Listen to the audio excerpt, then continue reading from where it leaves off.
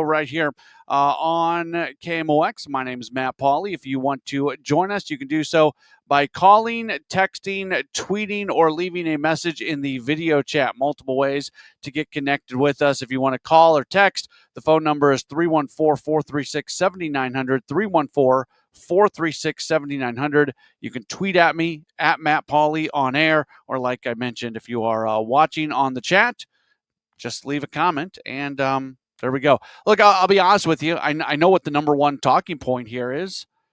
Eric Fedde, and why is he in the rotation? In fact, we've already gotten a message. Why keep running Fedde out there, asked Terry. Cardinals probably could have won this game with the bullpen. You're not going to get a fight from me on this one. It's not that I don't want to talk about things. It's that I don't know what to add to this conversation. I don't think Eric Fedde should be in the rotation. I think it's questionable if he should be on the roster at this point in time. I don't have much more to say. I just don't. And Oliver Marmol didn't have more to say. KD Wu asked him a follow-up question, and he basically said, look, I've been on record and it's not good enough, and we'll have a conversation. I think this is beyond. If it was Oliver Marmol's 100% decision, Eric Fedde would have been out of the rotation probably a handful of starts ago. Is there an argument to be made to keep him on the roster and maybe put him in the bullpen just to work on some things to try to get him back to where he previously has been? Okay, sure, that's fine. If that's what you want to do, I'm not gonna yell or scream in one direction or another. I know Derek Gould wrote about it, that there is some sort of value for Fedde on the trade market potentially, and I know people are going to say, well, what trade value is there? My answer, first off, not a lot. If they are able to pull off a trade for Fedde, there's not going to be a ton of value there. But if there is some value, I would think it would be connected to the fact of, look who he was at the deadline last year, and maybe there are some teams out there that feel like they can fix him. Okay. Look, there are teams out there that are really, really good at fixing pitchers. I bring up Quinn Priester with the Milwaukee Brewers. A lot of Brewers fans were really upset when they went and signed, or when they went and traded for Quinn Priester. Priester has been fantastic. It's what the Cardinals used to do. It's what the Cardinals did with when Dave Duncan was in charge. Guy after guy after guy, for every Woody Williams and Jeff Weaver and Jay Happ, whoever. I guess Happ was post Duncan, but you get the point that I'm saying. Like, that's what the Cardinals used to do. They used to go get guys kind of off the scrap heap and make them better. Unfortunately, the Cardinals have not had as good of a track record recently in doing that. But that would be where the value would be coming from. Okay, and that I'm not arguing that value isn't there. It could be, but at this point, it just isn't doing you any good running Eric Fedde out there every fifth or sixth day. Just isn't. And we saw it again tonight against a very, very bad Rockies team where it wasn't good. Jeremy says Jeff Suppan. Yeah, another really good example. Suppan made a ton of money after spending some time there with St. Louis. Like and that still happens. Just because it's not happening so often in St. Louis, it does still happen. And there are pieces of Fedde's repertoire that I think would make him attractive to teams that are good at fixing guys. So that's why I don't laugh at the idea of there being some trade value for a Fedde, because I think there's going to be some teams that look at him and feel like they could do something with him. But right now, it's just not happening here in St. Louis for sure. 314-436-7900, 314-436-7900. That's how you call. That's how you text. You can tweet at me, at Matt Pauley on air. Don has given us a call. Hey, Don, you're on the Extra Innings Show. Yeah, Matt, I enjoy your show. I listen to you every night after the Cardinal ball game. The problem I have with this team, they have no starting pitching. And Bill DeWitt's going to have to open up his wallet they get some superstars there, because this team has no superstars, and their bullpen's fine. I don't have a problem with their bullpen other than John King, but when you have no superstars in your lineup, I would make every one of those position players available, listen to some offers, and see what they could come up with. Because right now, this team lacks superstars, and DeWitt needs to open up his wallet if this team's going to ever get to the playoffs, and they're going home again this year. Matt, I want to listen to you and hang on the line. I want to listen to your comments. Yeah, absolutely. Appreciate the phone call. So I do think that ownership realizes that they are going to have to change their model a little bit, that there is going to have to be some money spent. There's going to be some contracts that are going to have to make them uncomfortable, that, some longer type deals. We've seen, not that they're going to be in the line of these, 10-year, $40+ million a year kind of things, but a 6, 7, 8-year contract for a guy where you're paying him $30 million per year, like, they're going to have to be able to start playing in those waters at some point. I think they're going to as well. And maybe I just have some blind faith going on, but I think that I believe that the DeWitts have a commitment to getting the St. Louis Cardinals back to being a team that can be in contention. And I think they're aware that the landscape of Major League Baseball has changed here recently, and they're going to have to do some things different. Now, I don't think it's a right now thing, and I'm not just trying to let them off the hook, but here's the bottom line. For the Cardinals to be successful in a bigger way, they are going to have to be producing more high-end talent. Ivan Herrera has the possibility of being that if he continues to develop. Maybe Mason Wynn, maybe, but we're talking about legit guys who would be all-stars almost no matter what. Not just because the Cardinals need to have an all-star representative, and that's not a shot at Brendan Donovan. I love Brendan Donovan, but if he's the best that you've got, that's not good enough. The Cardinals need more top-end, high-end talent. So the first thing they need to do is start producing more guys from their farm system.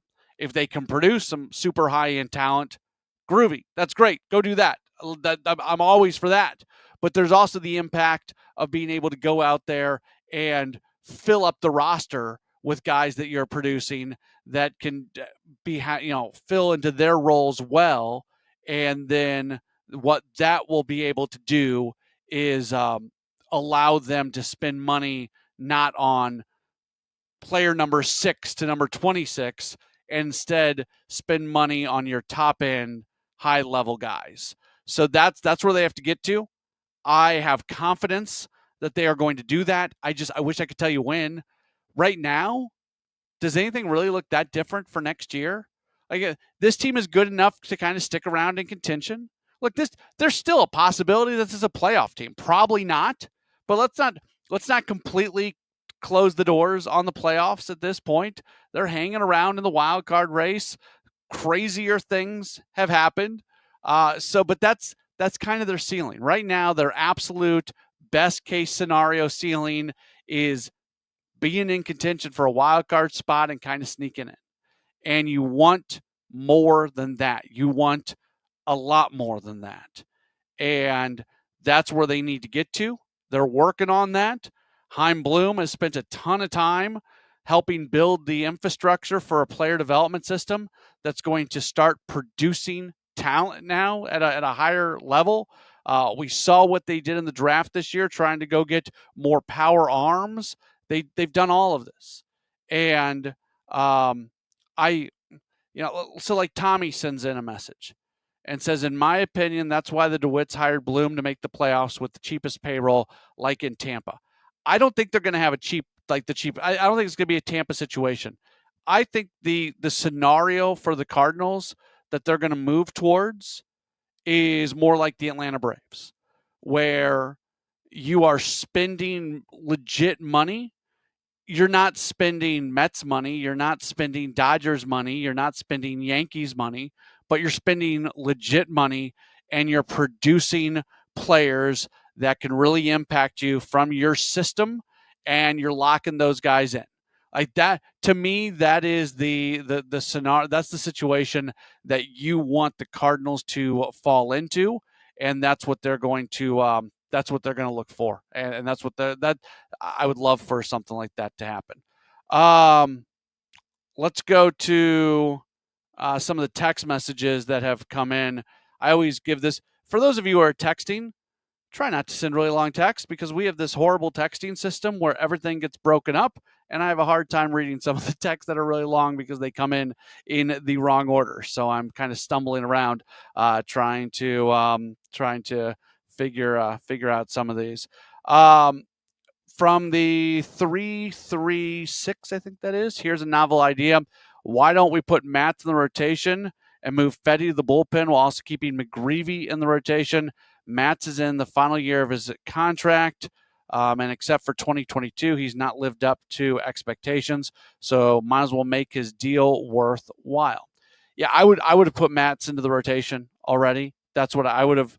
I would have found a way to move on from Fetty and Michaelis, and no matter it would take some time with Matz because he would have to build back up. I understand that. But I would have done that. We'll see if Matz is still on this team. He's going to have some value at the trade deadline, but that's probably the move I would have made. I'm just very interested.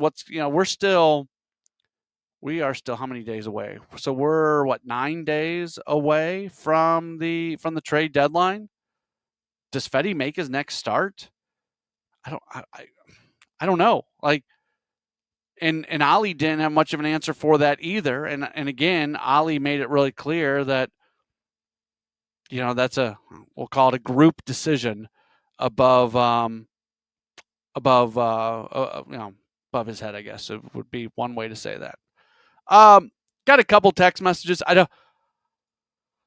don't want to spend a lot of time talking about this because I broke up when I first learned about it during the post-game show. So give me some grace on this one. But man, what a story with Kyle Leahy. He's from Colorado. His grandparents live in Colorado. His grandmother had just been in terrible health. If you listened to the audio earlier, she I guess she hadn't eaten in days, and then she made it to be able to see him last night after they got in, and she passed away early this morning. Oh man! And then he pitched. He went in there. He pitched, believing that she found a way to basically stay alive just to see him. Oh, when I heard that that audio from Leahy, that got me, man. That got me. And Leahy was really good. Like, that's the human side of all of this. And it's real, and I'm not trying to gloss over it, but I don't want to spend a lot of time thinking about it. But Leahy was really good tonight. He was really good, and he talked about he was frustrated about giving up that run. 3 2/3 innings. He gave this team a chance. This team got back into it, down 3 runs, somewhat late in the game. That's Kyle Leahy. Man, was he good tonight. He was really good. And in spring training, he was being stretched out a little bit as a starter. And, we all kind of knew he was going to end up in the bullpen, but he was being stretched out a bit. Hey, you want to do something a little bit creative here? He's at 50 pitches right now. 49 is what he did right there. You want to throw him in the rotation? Next time out, he can probably throw 60, 65. Next time after that, might be able to get to 80. Then after that, he's at 90 or above. There you go. You stretched him out to 49 today. You want to try Kyle Leahy as a starter? He's been valuable in the bullpen, but I wouldn't be against that. I would not be against that whatsoever. So maybe that's part of the plan. I don't know. But if they really want to keep Matz in the bullpen and they're thinking about using Leahy in that spot, cool. I'd like to see that. I would like to see how that looks. The Extra Innings Show being presented by Gray Bar. Gray Bar is your distributor for electrical and datacom needs. If you want to join the program, you can do so by calling 314-436-7900, 314-436-7900. You can tweet at me at Matt Pauley on air. We'll take a break, and we'll continue on with the program in just a moment right here on KMOX. Hey, facility managers. At Graybar, we're not just one of the largest distributors of electrical and datacom parts in North America. We're your connection to help make your buildings smarter. We work with best-in-class manufacturers to supply products for wireless, security, renewable energy, lighting, and critical power solutions. And we have a network of integrators nationwide that can help make it work all together. So, the next time you're thinking about making your building smarter, think Graybar, and we'll help you get connected. Visit graybar.com/connected buildings to learn more. There's a big red barn where you say green. Norm's Bargain Barn. On discount windows, doors, and things. Norm's Bargain Barn. Hi, I'm Norm Wilkie. Come see my new selection of Amish cabinetry made by my good Amish friends at Countrywood Products. We now stock 5 styles of cabinetry for you to choose from. When you need to save on discount windows, doors, and cabinetry, come to Norm's Bargain Barn. With locations in Shiloh and Fenton at the bottom of Gravois Bluffs. Visit normsbargainbarn.com. That's normsbargainbarn.com. At Sandberg Phoenix, we are more than just a law firm.